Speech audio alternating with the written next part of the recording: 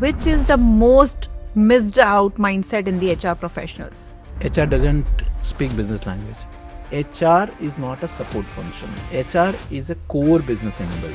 How do you manage to understand entire aspect of business? What is that one success mantra? So there is nothing success mantra. There are two things. If HR business partner were a movie character, who would they be? Chhawa, Sambhaji Maharaj. CEO hates work-life balance. Work-life balance is Gen Z ka language. Welcome to the very first episode of HR as CEO. I am Padma Luhana, and today we are diving into one role in HR which is often misunderstood or underrated but is absolutely business critical. HR business partner or HRBP. With me, I have someone who has transformed HRBPs in business enablers across industries. Bimal Vyas, who is founder and CEO of HiveStrat. Welcome, Bimal. Thank you, Padma. Thank you for having me here. Bimal, let's start with knowing your journey from being a management trainee, just pass out from the B school, to being a strategic head HR, the 20 years of journey with your corporate. So my journey started 2 decades ago, where I started as a management trainee who is someone who is curious, grounded, and very much excited to understand the heartbeat of the business. Moving forward, I am someone who has played different roles. So work on talent, work on culture, work on agility, work on capability development. And I am privileged enough that I have worked with different kind of people in the experts who have really given me that kind of platform where I have really worked upon on building up a strong capabilities, taking the organization to the next level and transforming HR business partner role into a true business enabler. If I really look back my journey, I have played different roles, started as a performance management expert, then moving into a talent acquisition lead, and then work as a HR business partner.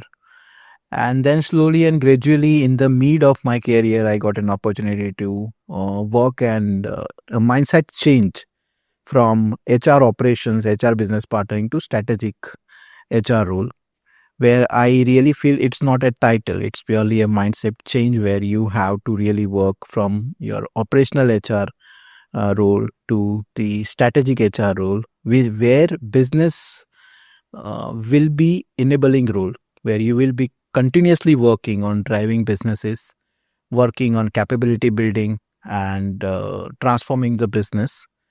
There are very different kind of levers of business where I have worked upon, and I'm really having a feel of proud about myself that I have been successful to implement a very robust, sustainable and structured capability framework and index for the organization, whereby so almost thousands of channel partners and number of employees have been benefited and their capabilities have transformed in the business productivity and the organization at the next level. So in nutshell, in one line, if I would like to say, my journey has been in HR from managing people to a business transformer and the business enabler. Great. Here I would like to understand when exactly you knew that the function of HR is impacting the business numbers. HR is also a business partner. During what time you understood this? Very early stage, within 1 year. After jumping into corporate, what I have realized that whatever HR is playing a role, it is much too much in operational. But HR can be a strong business lever for the organization to drive their top line, bottom line, whatever the business goals we are saying. Apart from this, whatever the platforms, what are the people who have been my mentors, with whom I have worked very closely, I learned many things. I got a wonderful platforms. Let's take, I started my journey in corporate for 6 months or 1 year. Then I moved to manufacturing. Then I work in R&D. Then I work in sales and marketing. I work in biotechnology. Then I work in project management. And then slowly and gradually, what my last assignment was there into strategic HR and HR business partnering. So where I feel that whatever I have invest uh, 15 to 16 years back, that what is the true role of HR, which I have really witnessed at this point of time. And keeping in mind this aspiration, when I have really decided to launch HiveStrat, so my mission is very, very clear. I wanted to convert HR as a growth engine and not as a support function. And that is the reason my objective is always been to help the organization to reimagine their people strategy, their HR strategy, which is completely aligned with the business strategy of the organization, so that the silos and the transitions doesn't come into the place, and everyone speaks the common language, and that is the business goals. Right.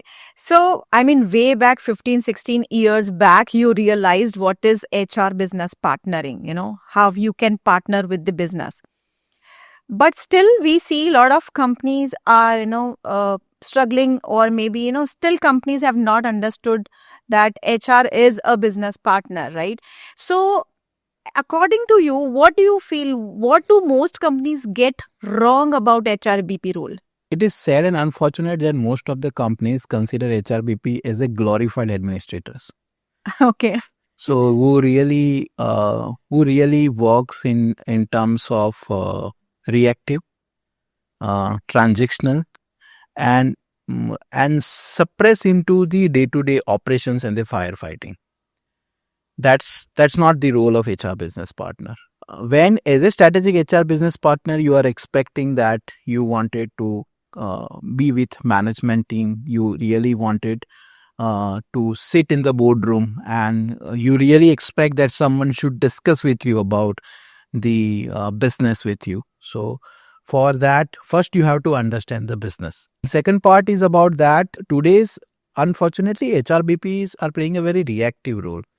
They are majorly involved into the firefighting and policy policing, that whether my policy is working or not working. So it's not a HR business partner role. They are following the role of process manager, policy manager. So, if here I have to ask, what is, in one pointer, if I have to ask, what is the difference between the role, or maybe how a day of a HR business partner looks like and how a day of a HR operations manager look like? In one statement, if you have to share. In one line, HR business partner will start the day and will end the day with only one objective, that what did I do today to move the business forward? Okay. That's the objective HR business partner. HR operations, now in the era of artificial intelligence and the very digitalized HR transformation, most of the companies are moving forward digital HR transformation. There, HR operations is supposed to play a very, very little role in that case. You should not get surprised that tomorrow HR operations roles are also getting absolute, right? Now the role which is going to matter a lot for the organization, which is a strategic HR business partner, who is constantly working with businesses at every pulses and every movements of the business. So, from today, if we look next 3 to 5 years, what mindset shift is required in HR professionals to be a really strategic in nature and partnering with the business to achieve the business goals? What are one or two mindset shifts required? Now I can tell you, it's not one two. There are different levels on which any individual is expected to work being a successful HR business partner. One, policy to purpose. Okay. Second, reactive to proactive. Okay. Third, HR language to business language.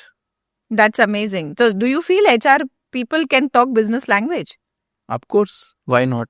We all are human beings, right? So if sales and marketing can speak business language, if finance can speak business language, if supply chain can speak business language, if CEO of the company speak business language, why HR cannot?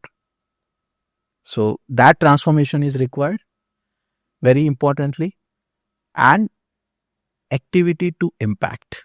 Okay. as a individual, as a professional, we are much more focusing on activities. We are not much concerned what measures what matters. That's whatever you do, it should be measurable. It should matter to the business. So if you really work on this 3 to 4 transformation from policy to purpose, from reactive to proactive, right? From HR language to business language, right? Then you can definitely contribute business significantly as a HR business partner. So, what do you feel as of today, if you see HR professionals in mid-sized companies, if I say, from these 4 mindsets that you spoke about just now, which is the most missed out mindset in the HR professionals? HR doesn't speak business language. Okay. So, while we are talking about this, talking about the business language, can you walk us through what a business focused HRBP looks like? Very simple. HR business partner first should understand the business, always speak the language of business, always focusing on the impacts on the HR front through HR intervention, which is impacting business, solving business problem, stopping executing, and start influencing business. That how I can really help the business to really drive the goals. So I just give one example in my one of the company. Even CHRO is having, or HR business partner is having a top line target, which carries 50% weightage. CHROs having top line target, and that too with 50% weightage on the scorecard. In the scorecard, in the whatever the KRs and KPIs are set for CXO level. Because organization firmly believes that HR is not a support function. Now the days are gone. HR is a core business enabler. Because whatever the levers and interventions are required to drive any business, it is through HR. Because business is driven by people. Business is not driven by machines. And HR is responsible for managing people, for driving people, for developing the people, working on taking the people at a different level, mindset working, emotions, everything is driven through HR only. Let's take, if you really want to understand that, what should strategic HR business partner do? It's very simple. Work on business acumen, speak the language of business, right? Stop focusing on execution. Start working on influencing business. Take their problems, your problems, and help the business with the problem resolution. That's it. That's great insight about how the HR can impact the business. Now, I would like to move towards the competencies or skills to perform this task, right? So, what skills are required in HR business partners to be business enablers? Hard skills, soft skills. Interesting. So hard skills starts with business acumen and commercial acumen. Second, data fluency. And third, strategic workforce planning. If we talk about soft skills, the person should be highly influencer, empathetic, and must carry a executive presence in the boardroom. These are hard skill and soft skill. There is one more element of a strategic HR business partner personality, is that the person must be prepared, sharp, bold enough to challenge CXOs and influence a frontline manager. Challenging CXOs. Yes. Very interesting point here. I don't see HR doing that for sure. That's why they are in HR operations. They are in transaction. They are not strategic HR business partner. But then those are also normal employees, no? उनकी job पे आ सकती है. Simple. If you are very much scared about job, then why you are discussing about HR business enabler?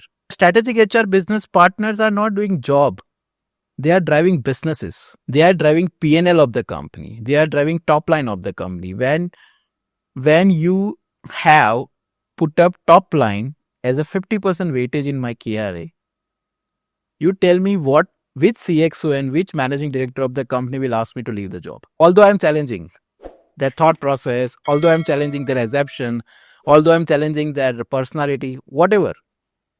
No CXO will take that kind of risk appetite who is ensuring that he is achieving the targets of the company. He is bringing the revenue of the company. So let us take two scenarios here. This is very interesting. A CHRO, or maybe I would not say a CHRO, a strategic business partner at a CXO level, working with the professionals, and a CXO level HR business partner working with directly promoters.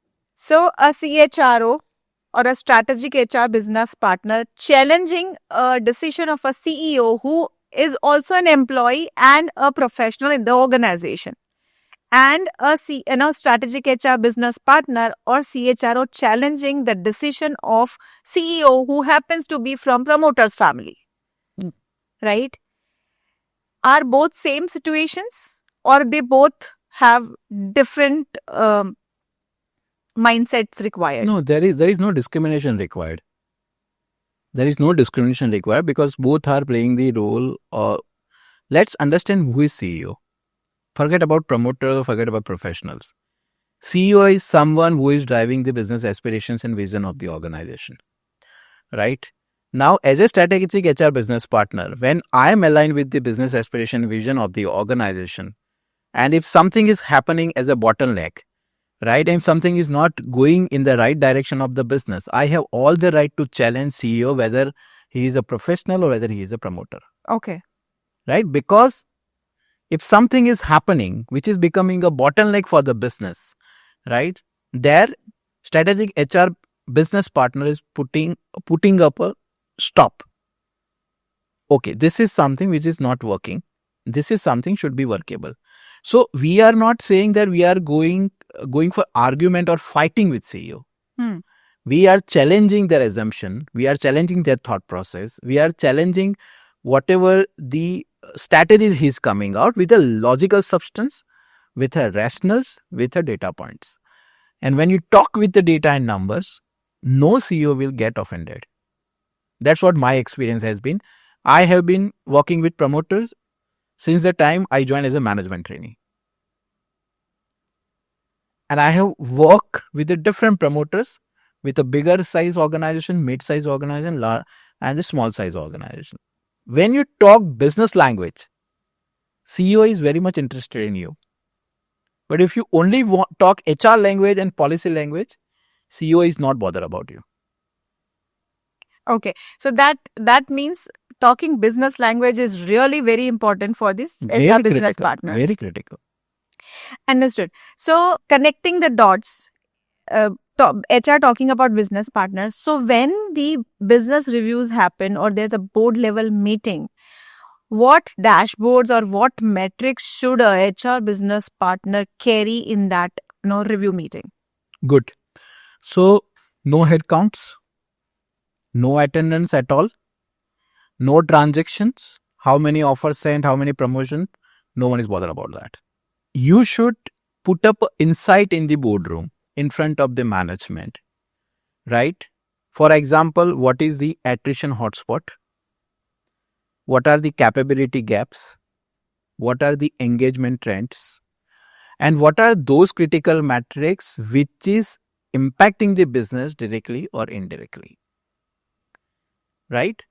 As a strategic HR business partner, whatever I have learned, and definitely credit goes to my mentors, that in the boardroom is always interested what is broken, what is not working, what is working, and how we are going to grow. Okay. They are not interested how many headcounts are there. They are not interested how many people are working, not working, active. They are not interested. They are only interested about this. What is attrition? Which region is bleeding because of attrition? What are the capability gaps? Where are the capability gaps? What are the engagement trends? What we are doing as a HR? Right? And very importantly, how my business productivity is getting improved or not improved, and what HR interventions you are doing. It is not at all required that all HR intervention should work for you, right? As a HR business partner, we should be so that much honest and bold enough to express and to share with the management ki, okay, this is what I have taken, but it's not working. So I will revisit. This is what it is working. And this is the way we are going to grow. So I'm sure working with promoters, you have attended a lot of board meetings. How many percentage CXO HR leaders are able to perform this task or present this kind of dashboards and metrics in board review meetings? You see, whatever the experience I have a boardroom, it's not in all the companies I have got an opportunity because beyond that, there were many experts and competent people who were representing boardroom. But whomsoever boardroom I have attended, and if I take my example or if I take an example of my seniors, if we have adopted an approach of people analytics, aligned with business analytics, then we are successful. Interesting. People analytics. Aligned with business analytics. Aligned with business analytics. In the industries which you have worked for, how many percentage, say if we talk about a mid-sized companies or maybe the top 5 leaders, I'm sure top 5 leaders in the industry would have adopted, but mid-sized companies, how much percentage companies would have this people analytics aligned with business analytics? Very few, hardly 1 to 2%. And how is it impacting their business by not adopting? Significantly. Because when you don't have a visibility, when you don't know what is happening in the business, you don't have any course correction. You don't know what kind of interventions required, what I'm supposed to do, what I'm not supposed to do. So so in the Indian context, if I'm saying, let's take an example of sales-driven organization, a mid-size organization. I'm not talking about very structured and very process-oriented organizations. So mid-size organization, the 70% business comes in last 7 days of the month. That's an interesting, data. So, for an example, I have studied this data in different manufacturing-driven organizations which are sales-led approach. If I talk about FMCG or any other distribution-led company, they have a bucket kind of system. So, it's like a 1st to 10th is first bucket, second bucket is your 11 to 20th, and third bucket is your 20th to 31st. But if you are organization in much more structured process, visibility driven, digital transformation driven, then you don't have this challenge. But I have seen through the numbers, you have a 70% of companies who are doing the monthly target, achieving monthly targets in last 7 days. So how can HR influence this? HR can definitely influence them through different intervention. Number one, first you need to deep dive and do the research where your HR analytics comes into place. What my people are doing throughout the month, right? What kind of my distribution is working? How much my sales processes and systems are really structured? What is my review and monitoring process? What is my incentive structure? What is my variable structure? So there are multiple interventions. So you have to deep dive and customize from business to business. But as a strategic HR business partner, if I am completely aligned with business, if I am completely involved in the business, I have all the right to ask business head, कि boss 10 दिन खत्म हो गए, we have only achieved 10% target. So I am not sure whether we are going to achieve the target this month or not. So you are sensitizing him with the numbers. You are giving him the visibility. You are giving him the analytics. Okay, this is one. Second, as a HR, you have to ensure that whatever deployment rate is there, whatever the number of people are required in that month, those people are there or not. So there your talent acquisition intervention comes into the place, right? That as an industry practice, normally if you want to successfully achieve the target, you need to have minimum 96 to 98% deployment of your budgeted manpower. If you are 100 to 98, so 1 or 2 vacancy तो रहेगा. Attrition आगे पीछे होता है तो vacancies तो रहेगा. But for wherever the vacancies are there, does it mean it is a business loss? Ideally, it should not. Because if vacancy is there, his reporting manager or someone else should take the responsibility. Right? So it's like a family. If father is not there, so क्या family is going to collapse? No. Son will take the responsibility. Daughter will take the responsibility till the time father is back in the home. So there are certain organizations who have understood this reality over the period of time, and they have worked on the process. They have built the right kind of structures. But still, there are many companies, right, who every time giving the excuse to the management that, okay, vacancies were there, gap was there, that's why I did not achieve the target, right? Now, when you are sitting in boardroom and when you are giving them the mirror, that whatever the territories you have, wherever the vacancies are there, those territories are achieving targets, and wherever people are sitting, those territories are not achieving target. Now, if you have such kind of sharpness and boldness to discuss in front of business head and put up this analytics, then the other person will be having, and I'm telling you very honestly, I am telling you my experience. If you talk like this with the analytics, your CEO and your CMD of the company will have a sense of accomplishment about himself that, okay, I have hired the right kind of person in HR. That's true. I mean, that's really interesting. The what is coming out of this discussion is numbers, analytics, data, HR business partner talking business language. Yeah, all this is like fine. I mean, that is must required. But obviously, these are facts and figures. But still, you know, how a HR business, the relationship between HR BP and the business head or CEO, when a new, maybe a new HR person joins the organization, right? How he or she can earn that trust of business heads and the CEOs, because they may come up, though he has data, they may come up, यार अभी अभी आए हो, थोड़ा settle हो जाओ, पहले business को समझ लो, rather than giving directly ये inputs. तो ये ट्रस्ट जो है वो कैसे बिल्ड होता है? How this relationship works? Very simple. Speak business language. Okay. Number one. Whenever you are discussing, this is what I have learned over the period of time while working with the promoters and CEOs. In my last company, I was working with the youngest CEO of the company almost. Before that, I was also working with almost 40 or 45 years of CEOs. Whenever I'm discussing with him about the business, he is someone who was taking my ideas and thought process over the period of time. So first is speak business language. Second, focusing on impact instead of activities. Third, delivering results instead of producing reports. Okay. Don't give him MIS reports. Don't give him any kind of dashboards. What you have delivered. Because CEO is someone, right, who knows everything about the organization. That's why he is CEO. Yeah. He understands the pulses of that. Today, if you're talking something with CEO understands very well. He's so sharp that, okay, this is something now you are going to project, you are going to present in front of him. So if you do these three things, then definitely there. Second element of this, that CEO always want HR that I want someone who should be challenging my assumption and my thought process. Who should not be yes man or yes boss. Whatever, suppose CEO is saying ki, this is what it needs to be done. Okay, boss. He doesn't want okay, boss. Okay. Right? He wants okay. He should deep dive into the subject. He should come up with a different thought process, different alternatives, different ways of working.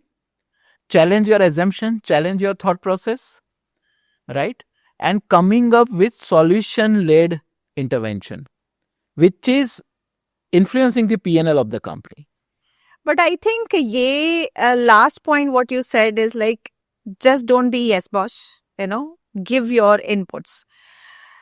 This mindset, this CEO mindset is with the companies who have grown very fast, right? But do you feel this mindset CEOs are present in mid-sized companies? Yes, if you speak business language. Everything is revolving around business language.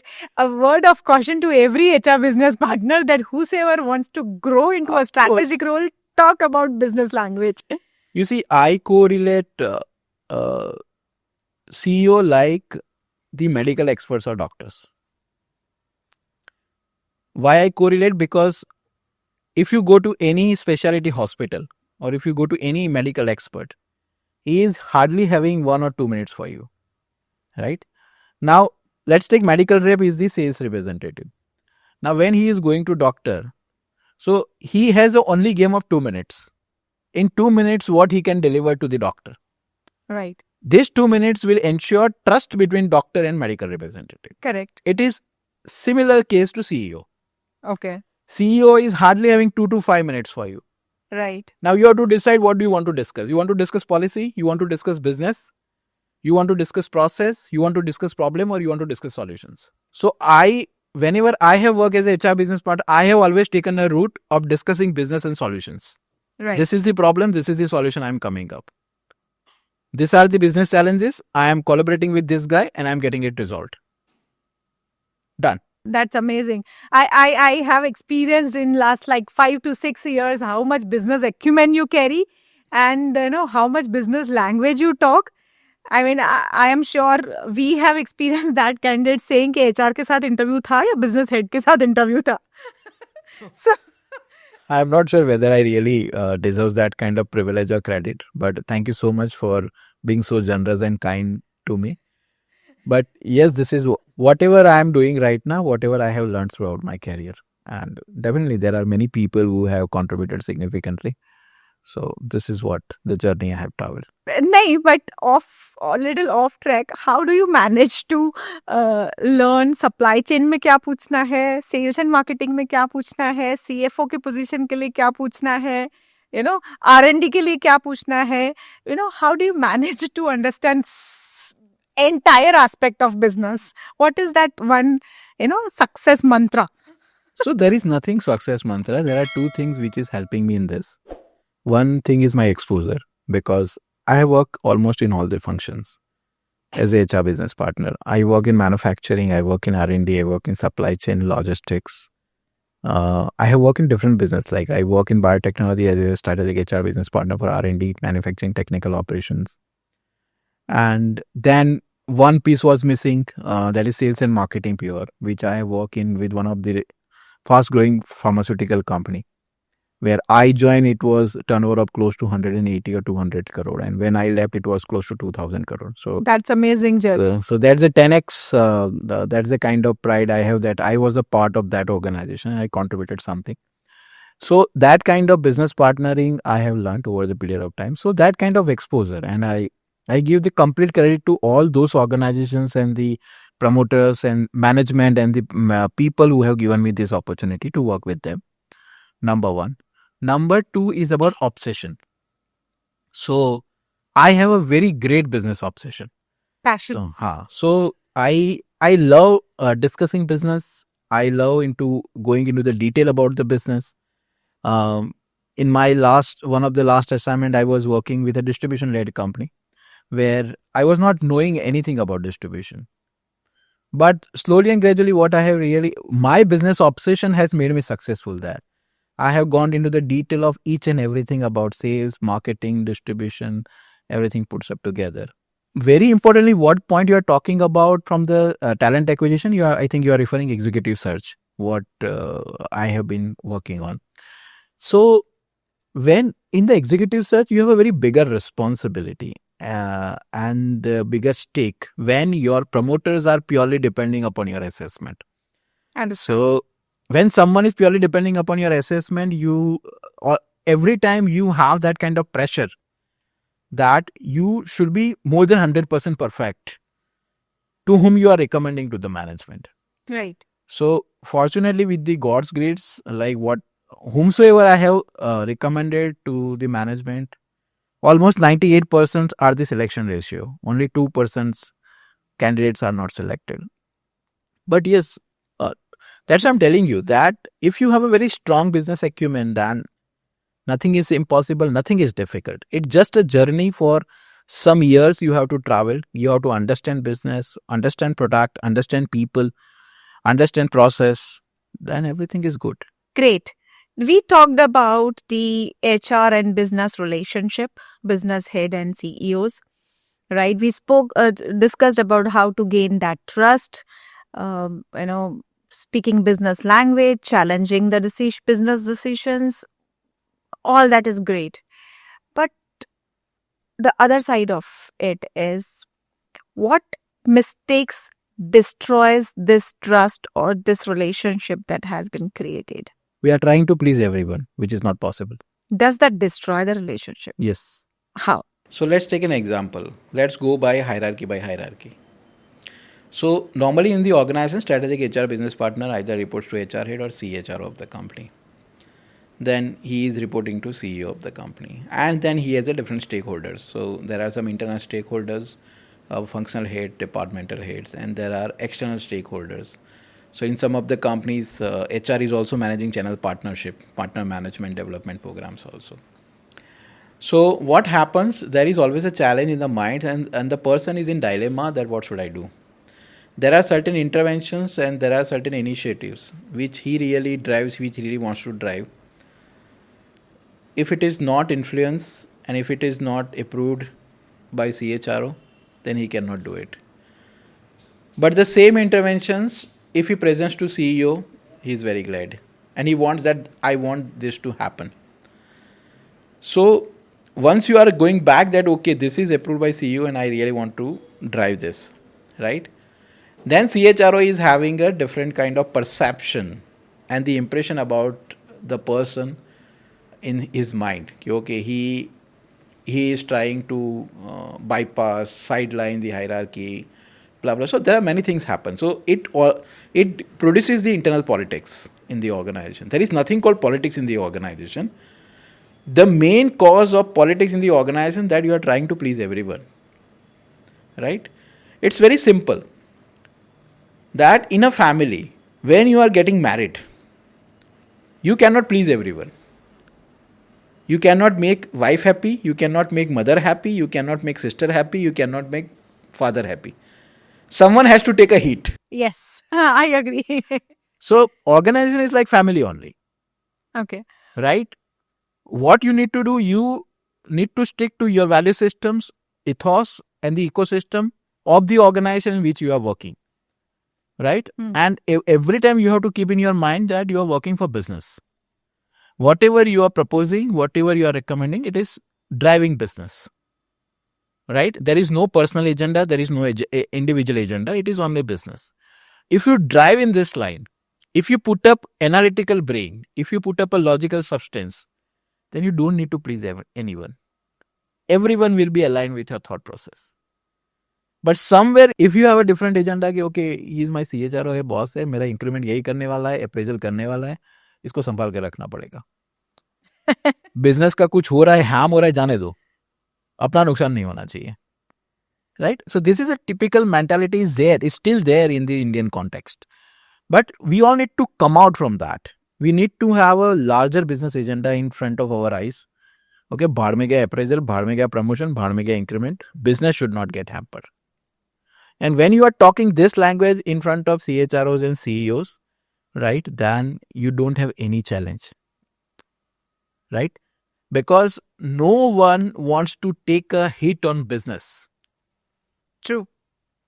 Everyone in the organization, whether it is 5 crore company, whether it is 50,000 crore company, every CEO of the company wants the person who adds value to the business. True, but then I'm not sure. I would not say challenging, but ये possible नहीं है. अभी भी I would say 70 to 80% people pleasing ही चल रहा है organizations में. You know, ये इतना bold I have not came across.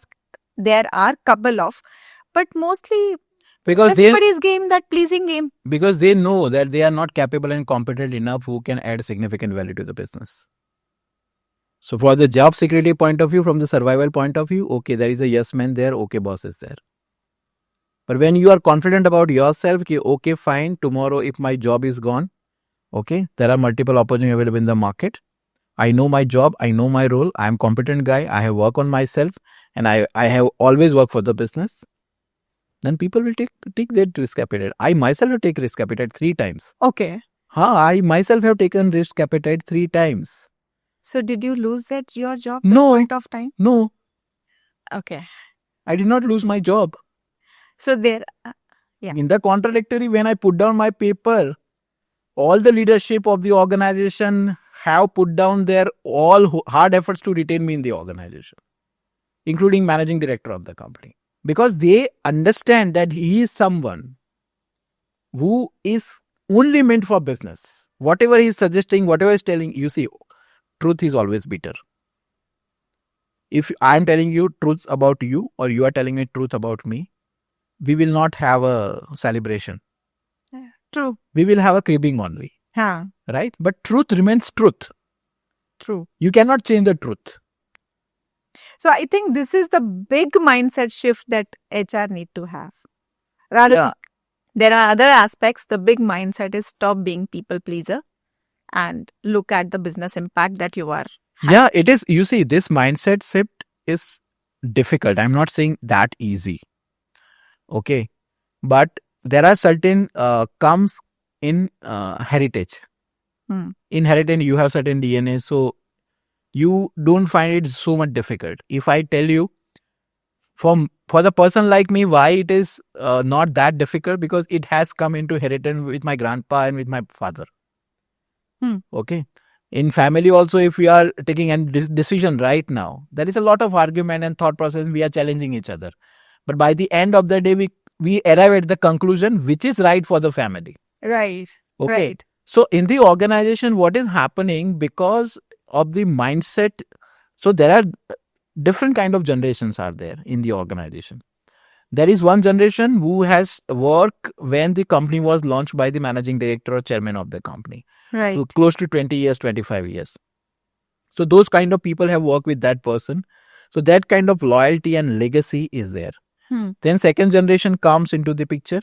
Then he takes the charge. He comes as a management graduate from US, UK or any other good country. And then he joins the business. Now he is having his own thought process. He wants to work with a different kind of people. He may not be comfortable to work with loyal and legacy people. He may be much more comfortable to work with a professional, work with the growth oriented people. Now, how to balance this both the generation, that is the call management has to take. But as a HR business partner, we need to really balance, right? That we don't want to sound rude and give a feel to management that I am not loyal. No. And I also don't want to give that goody picture that whatever you are saying, that is only right in the earth. No. If you are saying something and if it is not helping business, you need to have that boldness and have courage to tell to the management, this is not right. Still, if you want to follow, you follow. It is not going to help the business. Okay. So that kind of boldness at some point of time you have to adopt if you want to be successful strategic HR business partner. Otherwise, move out from this role, enjoy your life in HR operations and HR shared services, and follow the process and systems. Policy follow karo, SOP follow karo, kaam karte jao. That's amazing. One more question on the CEO and HR relationship. हमने देखा है घर में if the mom dad the parents अगर उनका synergy उनका relationship एकदम amazing है cool है pleasant है then the entire family उस तरीके से चलता है right. So I would like to understand if you in your career have seen or experienced any game changing HR CEO relationship. I have not seen many, but yes, few of them where I have seen. One of my ex-senior colleague, from where I think I learned couple of things from her. She was someone who was caring, and I'm sure over the period of time he has developed in terms of be an influencer, empathetic, and a very, very strong business acumen. And whenever we are entering the boardroom or the discussion room, CEO was not comfortable to initiate the meeting in her absence. Unless she comes in the room, then only meeting gets started. That's amazing. That's something has not reached over the period of time. She has put up a lot of efforts, right? She has worked on business, she has worked on products, she has worked very closely with the stakeholders. She has worked with stockists, distributors, channel partners, to understand the nitty-gritty of the business. So from there, I have seen that if you really take the responsibility of achieving business goals, right, then definitely you can earn the trust of CEO. And one caution for every HR professional, whether male or female, touch wood, CEO hates work-life balance. Work-life balance is Gen Z ka language. So CEO, that you see, CEO is someone that someone should be standing by me for my business 24/7. 24/7 at any point of time. रात को 2 बजे अगर कोई thought आया, मैं उठा के HR को कॉल करके बोलूंगा मेरे रात को 2 बजे वैसे कोई करता नहीं है, बट अगर कुछ अर्जेंसी क्रिटिकल है, okay, let me call to Bimal. Bimal, this is the problem. I want you to be in office tomorrow 7 o'clock. And this has happened with me in one of the assignments when we all have departed 11:30 from the office. We were about to close the appraisals and everything, and we got his sign off and everything. And there's something has clicked in his mind about the business. And normally he asked his secretary to call and organize the meeting. On that day, there were only 3 people were required. One CFO was there. I was working as a strategic HR business partner, and our executive director was there. At that time, our HR head was not there and the position was vacant. So he just called me. Did you reach home? I said, I just reached home. I am pulling out my socks. Take dinner. Comfortable. Once you are done with dinner, just message me. I will call you. So actually, I called him by 12:45 at midnight. The boss, you asked me to call me. I want you tomorrow 7 o'clock in the boardroom. And there are other 2 people I have already informed. So be ready and come with all the numbers. Now, I cannot ask him, what do you want? But kaun se numbers? How? That's what I'm telling you. So as a strategic HR business partner, I should be knowing his pulses. That tomorrow if he's meeting me, something critical is there, something urgency is there. So what he may be expecting from me. Business numbers, target versus achievement, product performances, people attrition, what? But I should be ready with all the dashboards. But I'm sure वो रात को थोड़ी prepare किया होगा. That's a journey. Like day to day you are managing. No, I prepared. But I prepared. I completed my report at 4 o'clock in the morning. And I was in the office by 7 o'clock. Because you don't know, na? When CEO is discussing with you, it is always out of syllabus. Right? You don't know the syllabus, what question is going. And you will not believe that meeting lasts long to evening 7 o'clock. It was a brainstorming about the business only. Right. So this is something, you see, it is very subjective from organization to organization. I'm not saying all CEOs are like this, but there are different CEOs to whom I have seen. They are very young, highly business aspiring. मेरे बाप ने जो 25 साल में बनाया वो मुझे 5 साल में बनाना है, मुझे 10 साल में बनाना है. Because they want to prove themselves in front of their creators. Okay, this is something I have created. You have taken 25 years and I have done this in 10 years. So they are highly business aspiring, very aggressive, very fast decision making. They don't, the beauty of these people are that they don't go by too many numbers or reports or thought process. If they want to take a decision, they take the decision and then they make it right. They take the decision. There is no right or wrong decision. There is nothing called right and wrong. But when you are going him for the decision, you cannot go with the presentation of 35 to 40 slides. I'm telling you, in one of my companies, when I was going to CEO for any approval, only 5 lines in one slide. Okay. And what these 5 lines would have? Okay. This is intervention. This is the cost of intervention. This is the impact on top line. This is the impact on bottom line. Your views. That's amazing. That's it. Either it will be approved or it will be disapproved. Right. But most of the time, 99%, all the proposals are through. Right. So we have talked about lot about kya mindset chahiye, kya skills chahiye, and all those things.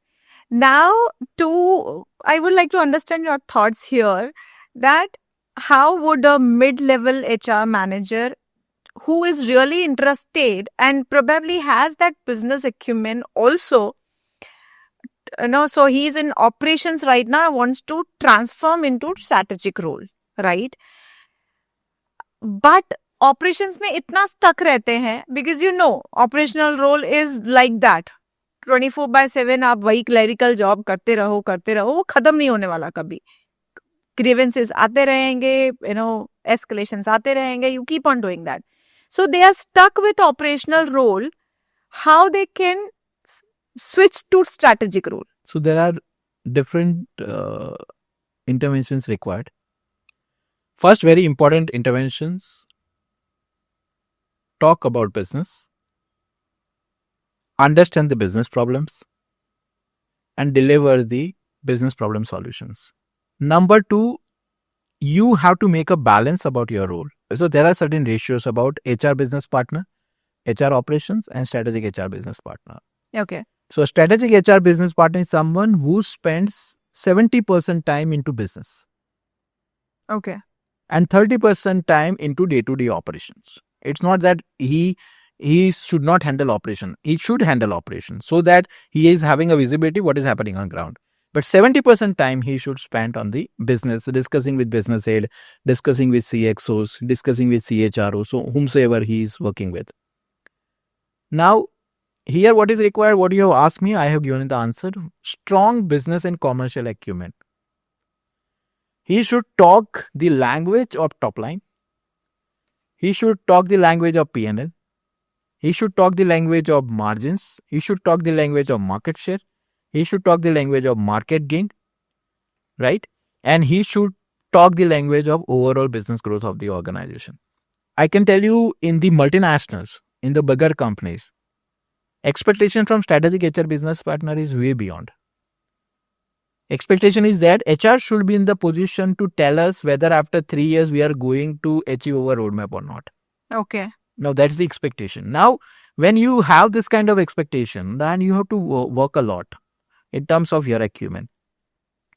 Secondly, another expectation CEO from HR is that my HR should be highly influential to my frontline manager. Okay. Now, in one of the pharma company where I was working, and initially I think it was my first assignment as a strategic HR business partner. And on the first month, by the end of the week, I have been called by CEO of the company. And he has asked me that how many states in the country are going to achieve the targets? You tell me. Go back to your seat. This question is for sales and marketing, yeah? Yeah. You are in HR. I was in HR. I have been asked. Okay. That how many states are going to achieve the target and how many states are going to miss the target. Okay. So, like you, I was also surprised. So, although he was CEO and it was my first month, I did not answer and counter anything to him. I just came back to my seat. I introspected why he has asked me this question.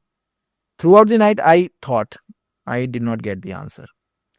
Then on the very next day, I went to my hiring manager. So, I asked her that this is the question I have been asked. Don't you think that it is an irrelevant question? For him, it is absolutely relevant question. CEO wants you to have a complete visibility about the business and wants to influence each and every stakeholder of the business to achieve the targets. But इतनी authority है HR के पास. Authority की जरूरत ही नहीं है ना. Influence. When you are working with the people, you should be in the position to influence your frontline managers and ask him that, okay, this is your target as per, and I feel you have a struggle. Where is the problem? Where are the issues? Then he will tell you one problem. ये problem है. I will miss my target. Then if you are okay, how you want me to help out you to achieve the target? मेरा again फिर से वही question हो गया. ये तो उनके बॉसेस को करना है ना, सेल्स हेड को करना है. वो तो बोल ही रहे हैं ना कि वो इसका रोल है. But this is my expectation from HR because HR is driving people. And I want HR should drive the business. That's what his expectation. Okay. So that's why I told you, strong and business and commercial acumen and highly influencing abilities to influence your frontline managers. So पूरे discussion में जो निकल के आया है, अगर आपको if you really want to be a strategic HR business partner, number 1 is have strong business acumen. Number 2 is be very good with numbers, datas, analysis. Number 3 is stop being people pleaser. Have that guts to challenge the decision of business as well if you see those gaps. So I think we are pretty much clear. Now in a let's play a rapid fire round. Sure. Where I would like to understand exactly, what is coming up in this rapid fire. Sure. Yeah.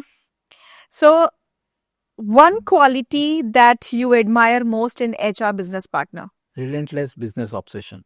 Most overused word in HR strategy meetings. Alignment.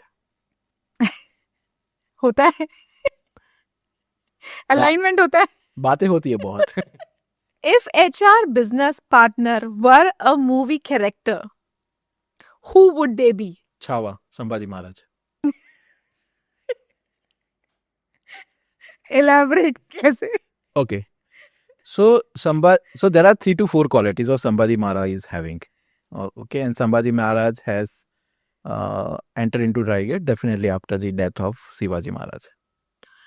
So he was a vision very clear, right? That I want to make Swarajya. Swarajya means independent country. Okay. So vision was very clear what Shivaji Maharaj has seen. He was a strategic visionary who was driving that vision. He has not made any changes. He has not created any vision. He has to take up this vision. So he was a strategic visionary. Second, he was very bold. He was knowing that he is fighting against the one of the very powerful and strongest empires of India at that point of time, which is Aurangzeb, which is very, very brutal. Right? He was knowing that. Still, he was very much bold enough to take a hit, take a fight against Aurangzeb. Third thing, although he was one of the best and strongest warriors in the Indian history, still he has always worked on his strategic thinking and the plans. Because when he came to know that he is only having 25,000 soldiers, they are supposed to fight against 8 lakh soldiers of Aurangzeb. So there your only power will not help you. And your strategic mindset will help you. So right? That's once again, business acumen comes. Okay. How do you understand your battlefield? How do you understand your soldiers? What should be the plan? If plan A fails, what is plan B? Plan B fails, what is plan C? So he was very strategic in nature. Very important, and which I really admire about this Sambhaji Maharaj, he was a capability builder. Okay. Although he was having 25,000 soldiers, but everyone was best in their area. Okay. Right? So that is one quality. Fourth quality, I'm not sure whether you have seen the movie or whether you might have heard. Whenever he goes on the war, whenever he was on the battlefield, he was the first one to take the precedence. उसका घोड़ा पहले जाएगा दुश्मन के सामने. तो यहाँ पे this is interesting that Chhawa and a strategic HR, but यहाँ पे battlefield boardroom है और okay. Battlefield market है. Okay. And Aurangzeb आपका competitor है. Okay. So against your competition, as a HR, how you want to make your people ready? Because battlefield कभी भी आ सकता है. वो products में भी आ सकता है. कोई different strategies में भी आ सकता है. Right? People like competition. So we cannot expect that our competition will be healthy and professional. वहाँ पे भी politics आ सकता है. वहाँ पे भी spyness काफी सारी चीजें आ सकती है. I understand. So that is the character who is showing you that okay, there are many Aurangzebs are available in the market. अब उसको खत्म कैसे करना है? तो उसके लिए कैपेबिलिटी बिल्डिंग पे काम करना है. उसके लिए उसके इंसेंटिव पे प्लान करना है. उनके परफॉर्मेंस मैनेजमेंट पे प्लान करना है. उनकी टैलेंट पाइपलाइन पे काम करना है. क्या करना है? सो that CEO will not ask you, or a business head will not think about that. That strategic HR business partner has to talk like this. That's why I call him Chhawa. My next question in rapid fire round is one mistake you made as a young HR leader. Try to please someone. Okay. The one tool every HR BP should master. Insights driven dashboards. Analytics. Okay, analytics. Great.